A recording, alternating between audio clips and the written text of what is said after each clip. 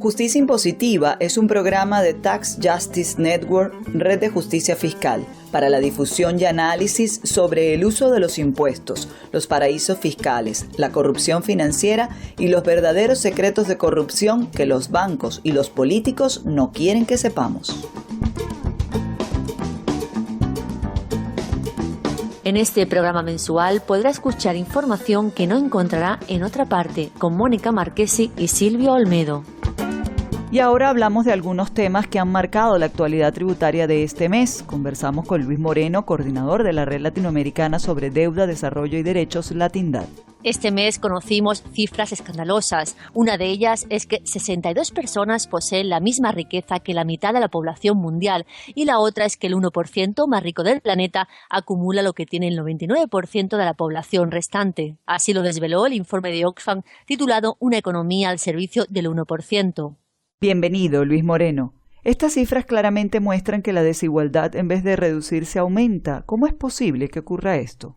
Si es que vamos analizando un poco las cifras, año a año, se señalaba que la riqueza, el año pasado, por ejemplo, la misma riqueza la acumulaban 80 personas, y 2 años atrás esa misma riqueza la acumulaban 388 personas, 2 años más atrás. Entonces, esto significa que año a año la riqueza lo sigue teniendo un minúsculo poco o reducido grupo de personas en el mundo, ¿no? Esto es una preocupación muy grande, que digamos que se vaya esta acumulación en un pequeño grupo de poder y que se ha ido acumulando en un 44% en los últimos 5 años, ¿no? Cifra que según se estima es 1.76 billones de dólares. En este contexto, hay una gran y enorme preocupación, ¿no? Para que justamente los líderes del mundo tomen acciones concretas para terminar con esta grave o tremenda inequidad que se sigue año a año incrementando, ¿no?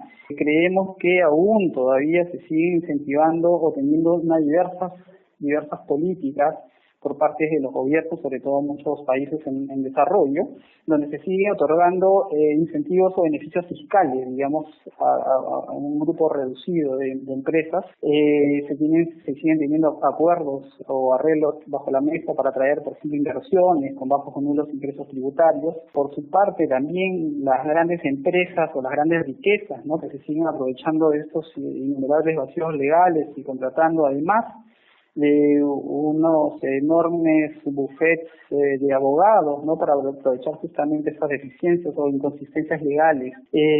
Además, todo esto con la ayuda de un sistema financiero que ayuda de alguna manera a trasladar, digamos, estas ingentes cantidades de recursos financieros o recursos tributarios que de haber sido obtenidos podrían ser redistribuidos para mejorar, por ejemplo, servicios y prestaciones básicas como es la salud, la educación, la alimentación, para tener salarios dignos o mejorar las pensiones de los pobladores. Claro. Y Luis, este informe apuesta por 3 medidas concretas para solucionar la problemática que estamos comentando. Entre ellas es una ofensiva contra la evasión y la elusión de impuestos, una mayor inversión en los servicios públicos e incrementar los salarios más bajos. Pero justamente estas cosas van en contra de lo que están haciendo la mayoría de los gobiernos. ¿No es así? Sí, efectivamente, en un escenario de justamente esta regulación económica se sigue otorgando o teniendo regulaciones muy laxas, ¿no?, para combatir la evasión y la elusión fiscal, ¿no? Aunque sin embargo se están trayendo algunas medidas en los aspectos relativos a la fiscalidad internacional, ¿no?, supuestamente en un plan de acción BEPS para regular de alguna manera la salida de los recursos tributarios de las grandes corporaciones transnacionales, pero que todavía aún siguen siendo laxos y donde todavía queda ahí una preocupación de cuál va a ser la efectiva participación de los países desarrollados y de cuál va a ser la capacidad para poder aplicar esas medidas. Bueno, se siguen teniendo una gran cantidad promedio de ingresos salariales mínimos, ¿no?, que muchas veces y en muchos países no cubren las necesidades básicas que la población requiere, ¿no? Entonces, incrementar el salario mínimo, por ejemplo, es vital, digamos, para generar para movilizar a la economía, ¿no? Y sí es necesario también tener mayores políticas de inversión social, ¿no? Que muchas veces y muchos de los países, por ejemplo, en desarrollo, no tienen a la vista aún todavía seguir incentivando eso, ¿no? Entonces, son medidas que, como bien también señala el informe de Oxfam, son medidas necesarias y urgentes que se requerirían, digamos, para de alguna manera contrarrestar, digamos, estas brechas de inequidad tan grandes que existen actualmente en nuestros países. Ahora entramos a otro tema que afecta gravemente a las arcas públicas, como es la fuga ilícita de capitales, que está creciendo en toda Latinoamérica. ¿Qué circunstancias cree usted que se están dando para que se aumente la fuga de capitales? Una de las organizaciones que viene trabajando muy activamente en cuantificar los flujos ilícitos financieros que salen justamente de países en desarrollo, que es el Global Financial Integrity, ha determinado, por ejemplo, que para el periodo 2004-2013 aproximadamente 7.8 billones de dólares, que representan aproximadamente el 4% del PBI mundial, han salido como fuga de capitales desde nuestros países, ¿no? Y esto más o menos ha tenido una tasa de crecimiento anual del 6.5%, ¿no? Ha ido incrementando año a año, ¿no? De este total, de estos 7.8 billones en este lapso de tiempo, que son aproximadamente 10 años, un poco más, 1.3 billones se han referido a fugas, por ejemplo, en balanza de pagos, o sea, dinero no registrado ni relacionado con las cuentas de los estados. Es decir, actividades relacionadas a crimen organizado, narcotráfico, lavado de activos y acciones de corrupción, ¿no? Que representan aproximadamente del total el 17%, ¿no? De los flujos ilícitos. Más aún, y por otro lado, más alarmante, es que el 83% restante, esos 7.8 billones, se realiza a través justamente de actividades comerciales y básicamente centrados en el uso de la falsa facturación del gran poder corporativo transnacional, ¿no? Esto, digamos, lejos de poder disminuir estas cifras, se vislumbra que también sigue incrementando año a año. Solamente durante el 2013 la salida, por ejemplo, de los flujos ilícitos en los países en desarrollo fue de 1.1 billones de dólares, ¿no? Por ejemplo, siendo, por ejemplo, este monto superior a la inversión extranjera directa, 1.3 veces, y, por ejemplo, 11.1 veces más grande que lo que se destina, por ejemplo, como ayuda oficial al desarrollo para los países en desarrollo. Esa cifra, que se hizo solamente en el 2013, es muy superior a los 465.000 millones anuales que, por ejemplo, hace 12 años comenzó a medir el Global Financial Integrity. Si hablamos un poco más de la región, en este marco, 4 países de la región se encuentran dentro de los 20 primeros países del mundo, ¿no? Que perdieron más debido a la salida de estos flujos ilícitos. Por ejemplo, tenemos a México, que está en un tercer puesto en la región, bueno, sería el primero en la región. Tenemos a Brasil, que aparece sexto del global del índice, Venezuela y Costa Rica. Lo que estamos vislumbrando también es que deberían haber medidas efectivas que combatan justamente esta salida de flujos ilícitos financieros, ¿no? Y que salen de países en desarrollo hacia lugares justamente de opacidad financiera, ¿no? Y también, además, estamos saludando de alguna manera este nuevo código de conducta sobre la cooperación en la lucha contra la evasión fiscal de Naciones Unidas, que es, digamos, un código nuevo que se está tratando de ampliar, ¿no? Pero al mismo tiempo también mostrar nuestra preocupación, porque en este marco todavía consideramos que solamente se está abocando un poco a respaldar el actual proceso BEPS, en el cual todavía se siguen teniendo, como había mencionado anteriormente, ciertas preocupaciones, digamos, desde los países en desarrollo, ¿no? Usted estaba hablando de la responsabilidad de las Naciones Unidas y de los organismos internacionales. ¿No cree usted que se diluyen las responsabilidades entre los gobiernos y los organismos internacionales para asumir medidas que acaben con esta fuga ilícita de capitales? Consideramos que si bien hay una responsabilidad, digamos, a nivel global de estos organismos que de alguna manera tratan de poner algunas medidas o de controles que socaven las bases tributarias en los aspectos de fiscalidad internacional, de todas maneras hay una responsabilidad de los estados, ¿no? Por poner más atención, digamos, a que justamente el poder corporativo transnacional y las grandes riquezas no socaven justamente las bases tributarias de nuestros países. Sin embargo, todavía considero que en la región hay todavía cierto temor, cierto temor a que si se imponen ciertas medidas regulatorias, esto terminaría, digamos, de alguna manera ahuyentando, digamos, a la inversión, ¿no? Que de alguna manera supuestamente debería traer mayor crecimiento, mayor grado de empleo, mayor igualdad, ¿no?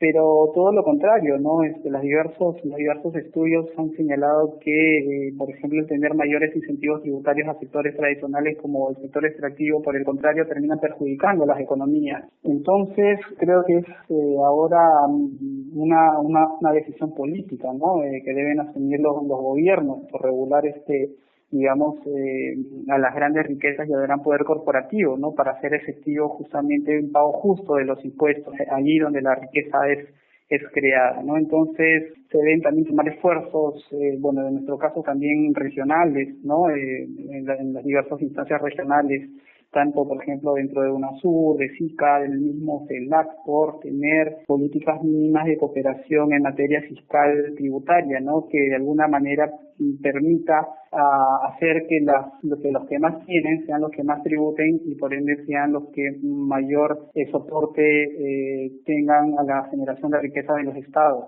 Ahora quisiéramos pasar al tema de la amnistía fiscal que fue decretada por Brasil. ¿De qué cifras estamos hablando para que el gobierno de Brasil haya optado por esta medida? ¿Es conveniente tener una amnistía? Las medidas de austeridad que el gobierno de Brasil ha tenido en el último año han enfriado de alguna manera la economía, ¿no? En el 2015 se señala que cayó alrededor de un 3.7% según las provisiones.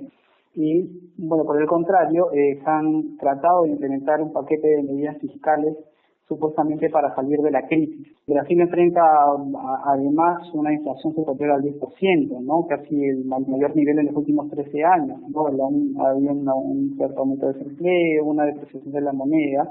Entonces, me parece que en este marco una de las medidas justamente que el gobierno de Dilma Rousseff ha tenido, aprobado en el Congreso y recientemente ha acabado de aprobar, es una ley que permite justamente la repatriación de capitales en el exterior, de capitales no declarados. Supuestamente esta medida debería permitir la regularización de recursos de origen lícitos que en algún momento no fueron declarados, sin que por esto el titular tenga que incurrir en un delito o fraude fiscal o de evasión de divisas.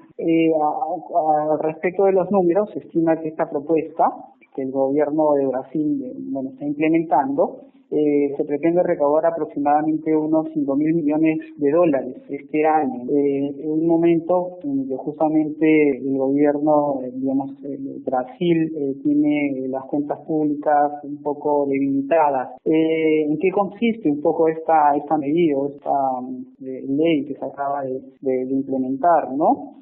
Según o de acuerdo a esta ley, los ciudadanos que deciden, por ejemplo, ingresar el capital en Brasil y que de alguna manera lo hayan sacado, de manera voluntaria, que quieren volver a retornar a Brasil, deberán depositar aproximadamente el 30% del valor repatriado, ¿no? Del cual aproximadamente un 15% sería, destinado al pago de una multa, mientras que el porcentaje restante, el otro 15%, debería ser destinado, por ejemplo, para el pago del impuesto a la renta. Entonces, lo que se señala es que si la persona en cuestión no se acoge a esta ley y de alguna manera es descubierta con dinero sin declarar, deberá pagar aproximadamente el 225% del restante en concepto de multa y encarar hasta posibles problemas judiciales, ¿no?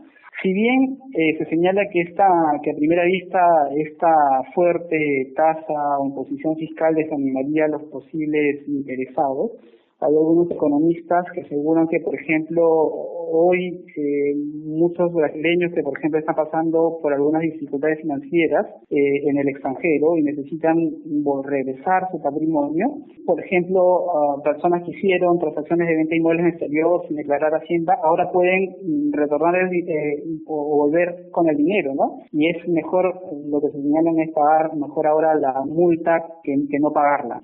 Ahora toquemos el tema de la Unión Europea, que justamente en estos días ha exigido a Bélgica devolver 700 millones de euros de impuestos impagados por las multinacionales a causa de los regímenes fiscales anticompetitivos que les ofreció este país, perjudicando a sus vecinos europeos, quienes no reciben el pago de los impuestos correspondientes. Este no es un caso único, ya que la Comisión de la Unión Europea ha investigado otros esquemas de impuestos para multinacionales que se ofrecen en otros países como Luxemburgo e Irlanda. Y aunque hay muchas luchas internas dentro de la Comisión de la Unión Europea, la comisaria de competencias está tomando decisiones muy fuertes para actuar contra las multinacionales que eluden el pago de impuestos.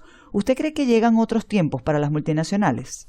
Bueno, yo creo que sí llegan otros tiempos para las multinacionales. De alguna manera, a comparación de unos años atrás, se está poniendo el foco, digamos, en regular, digamos, las operaciones del poder corporativo transnacional. Son esfuerzos que, bueno, de que desde sociedad civil se ha venido impulsando desde muchos años atrás, que de alguna manera saludamos esos esfuerzos que también los organismos internacionales están poniendo, pero de todas maneras creemos que no terminan de ser suficientes, ¿no?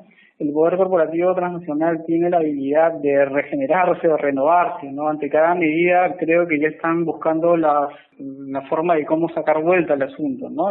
Siempre tratando de buscar la forma de cómo no pagar o no tributar los impuestos, ¿no? Nosotros pensamos que debería haber una inversión un poco más responsable, digamos, que debería ser de alguna manera el tipo de inversión que deberíamos alentar, ¿no? Donde justamente no se busque, digamos, ningún tipo de maniobra fiscal para obtener más ganancias ni socavar, digamos, las bases tributarias de los países donde están invirtiendo. De todas maneras, creo que se ha marcado una especie de hito, digamos, a nivel internacional con la generación de algunas propuestas, pero son propuestas que aún todavía más pueden ser mejoradas, ¿no? Todavía siguen siendo, si bien, como decía, las saludamos, creemos que deben ser un poco más fuertes, ¿no? En ese sentido, consideramos que debemos también poner nuestros esfuerzos y nuestro foco en ver cómo este proceso avanza y también empujar, digamos, por un proceso más fuerte, ¿no? Donde realmente el poder corporativo transnacional y la gran riqueza paguen los impuestos donde se cree el valor y no se sigan buscando mecanismos para socavar las bases tributarias de nuestros países. Muchas gracias, Luis Moreno, por su participación. Ahora es tiempo para el reportaje especial del mes. Hablaremos sobre los impuestos medioambientales, conocidos como los impuestos verdes. Estos recaen sobre la energía, el transporte, la contaminación y el uso de determinadas materias primas. Comenzamos en París.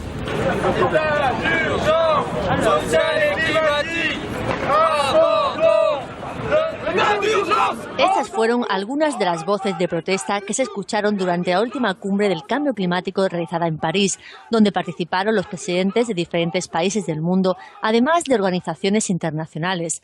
Los ciudadanos, aunque no estaban invitados, se hicieron presentes con su voz de desacuerdo con las políticas medioambientales de los países más poderosos. Una de las organizaciones presentes en la cumbre alternativa fue Tax Justice Network, a través de su director John Christensen, quien reflexionó sobre el doble discurso de los gobiernos, quienes dicen no tener dinero, pero al mismo tiempo no aplican regulaciones para reducir o eliminar la evasión y elusión fiscal.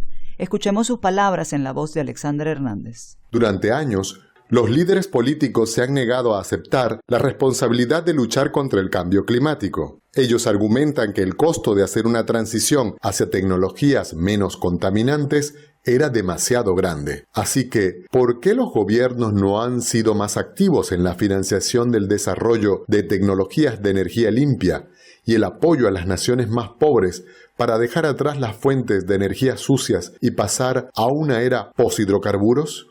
En Copenhague, en 2009, muchos argumentaron que simplemente no tenían suficiente dinero. Nosotros, sin embargo, hemos argumentado que hay cientos de miles de millones de euros adicionales disponibles si los gobiernos tienen la voluntad de tomar medidas activas para hacer frente a las enormes pérdidas de ingresos debidos a la elusión y la evasión fiscal. Vamos a empezar con las existencias de la riqueza privada que existe en los paraísos fiscales de las llamadas grandes fortunas. La mejor estimación que tenemos tiene un rango entre 21 a 32 billones de dólares. Si el ingreso de esa riqueza se grava a una tasa modesta, incluso tendríamos un adicional de 180.000 millones de dólares al año para financiar la mitigación del cambio climático. A continuación tenemos la evasión de impuestos por las empresas multinacionales. El Fondo Monetario Internacional estima que esto cuesta a los gobiernos de todo el mundo 700.000 millones de dólares al año, pero eso dice solo una parte de la historia. Durante décadas los gobiernos han estado subsidiando a las empresas más grandes del mundo a través de moratorias fiscales, exenciones fiscales y tratamientos fiscales especiales. En 2014, los gobiernos gastaron 600.000 millones de dólares subsidiando el precio de la gasolina, el diésel, el gas y el carbón para mantener los precios de consumo por debajo de los niveles del mercado. Otros 100.000 millones de dólares fueron dados a los productores de petróleo y gas. Estas subvenciones incluyen exenciones de impuestos, gastos en infraestructura, entre otros. Lamentablemente, los gobiernos no han sido preparados para cooperar con la introducción de impuestos sobre el carbono, ni siquiera con el objetivo de financiar la investigación de la energía verde. Sigo convencido de que un impuesto sobre el carbono produciría enormes sumas de dinero para financiar la transición a la economía de energía limpia. Y con las palabras de John Christensen, está de acuerdo el profesor del Instituto Español de Economía de Barcelona, José María Durán, quien forma parte del trabajo titulado La fiscalidad ambiental. En el caso de los carburantes, por ejemplo, hay una propuesta directiva comunitaria que dice hay que gravar, es una propuesta, no está aprobado, ¿no? Pero el objetivo es intentar gravar los carburantes atendiendo a dos criterios. Uno ambiental. Por tanto, cuanto mayor sean las emisiones CO2 de ese carburante o el impacto negativo contaminante de ese carburante, más se pagará. Y luego, teniendo en cuenta también el contenido energético. Esto es una propuesta de directiva que no está aprobada y en el ámbito de la imposición, el problema que sucede en la Unión Europea es que para que se pueda aprobar una directiva se requiere la unanimidad de todos los países miembros. Es decir, que las propuestas existen en general, sobre todo centrados en el ámbito de la energía porque es lo más importante en términos recaudatorios. Lo que sucede es que hasta ahora ciertamente no ha habido ninguna voluntad. En el contexto actual de caída importantísima de los precios del petróleo, yo pienso que sería un buen momento precisamente para intentar introducir un incremento paulatino. Esto no puede ser radical, no puede ser de un año para otro, sino un programa pues de reorientar la fiscalidad de estos productos hacia un fin ambiental en el medio-largo plazo. Los impuestos pueden ayudar a resolver algunos de los mayores desafíos que enfrenta la humanidad, como por ejemplo el cambio climático, el cual amenaza nuestra propia supervivencia y la calidad de vida.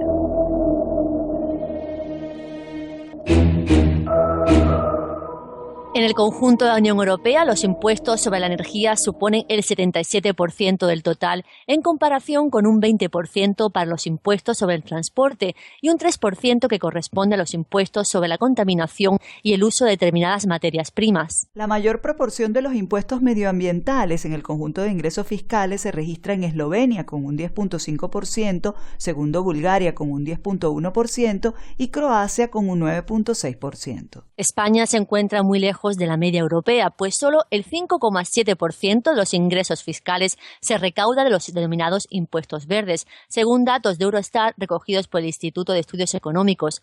Pero, ¿qué pasa con España y los impuestos verdes?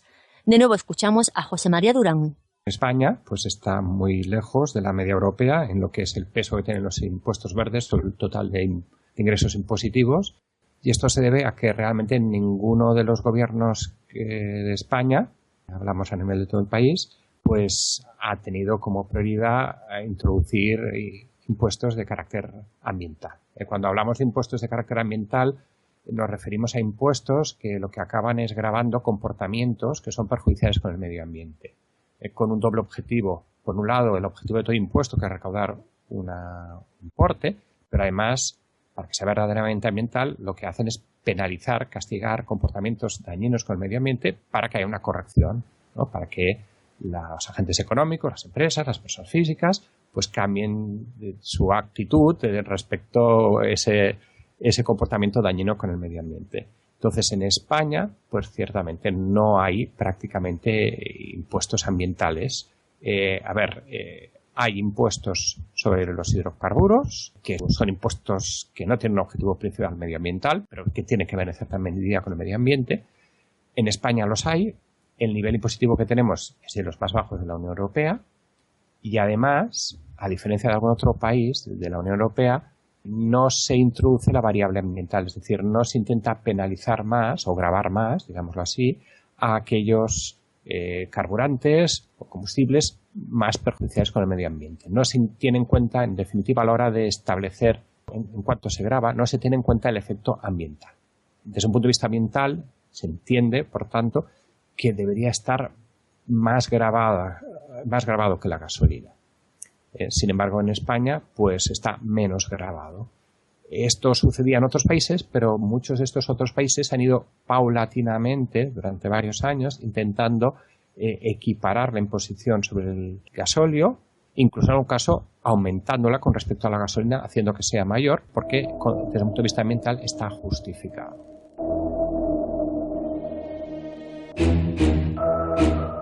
Sin embargo, la fiscalidad ambiental no es una panacea que permite obtener ingresos de debajo de las piedras sin mayor implicación. Existen varios países del mundo que lo han aplicado durante los últimos años. La mayoría de los países en América Latina cuentan con impuestos ambientales en un sentido amplio, pero su introducción no ha sido parte de una mirada integral del sistema fiscal. De hecho, el principal impuesto ambiental es el del combustible, al igual que en la mayoría de los países de Europa. Sin embargo, los impuestos sobre los combustibles en los países de América Latina fueron creados mayormente por motivos recaudatorios. Según datos de la Comisión Económica para América Latina y el Caribe, CEPAL, en el año 2009 Argentina tuvo una recaudación de aproximadamente el 1% del Producto Interno Bruto por impuestos sobre los combustibles, Paraguay el 1,5%, Chile el 0,8%, Perú el 0,5% y Colombia el 0,2% del Producto Interno Bruto.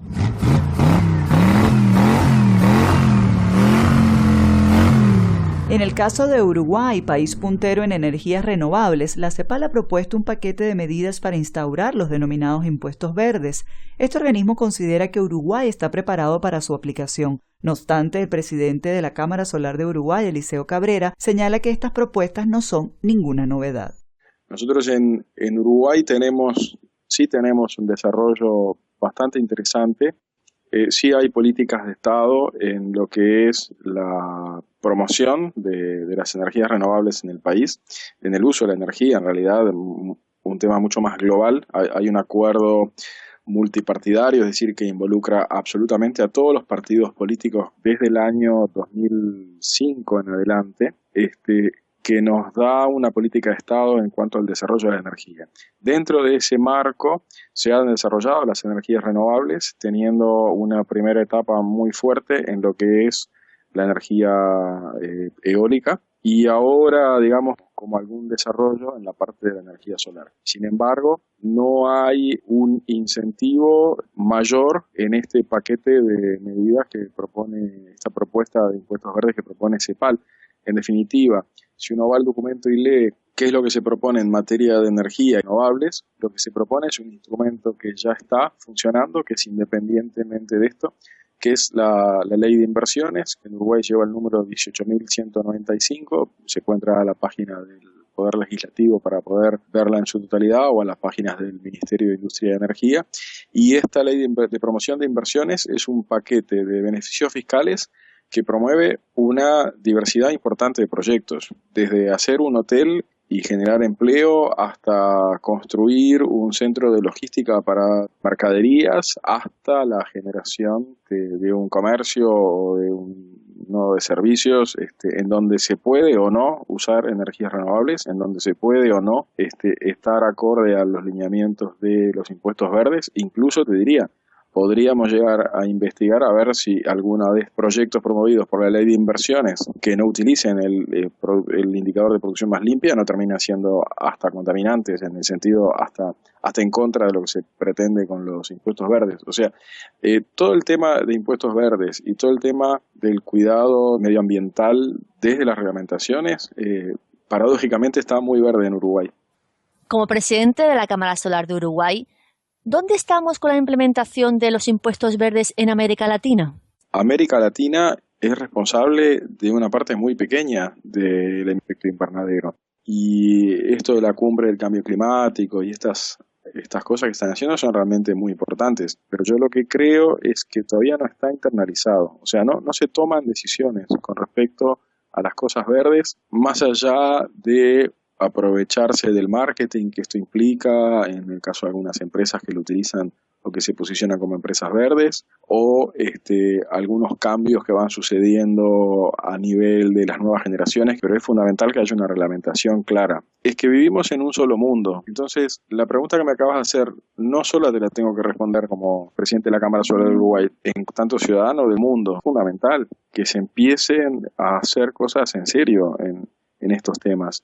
Y lo que quiero decir es, bueno, por algo hay que empezar, pero también me preocupa lo alejadas que están las decisiones, tanto a nivel político como empresarial. El mundo se sigue moviendo por otros intereses, que no son precisamente el cuidado del medio ambiente. Por suerte, sí uno puede ver que hay cada vez más empresas y cada vez más conceptos de responsabilidad social empresarial y qué sé yo, pero todo también se termina discutiendo en qué costo o cuánto dinero hay que poner para tal o cual cosa.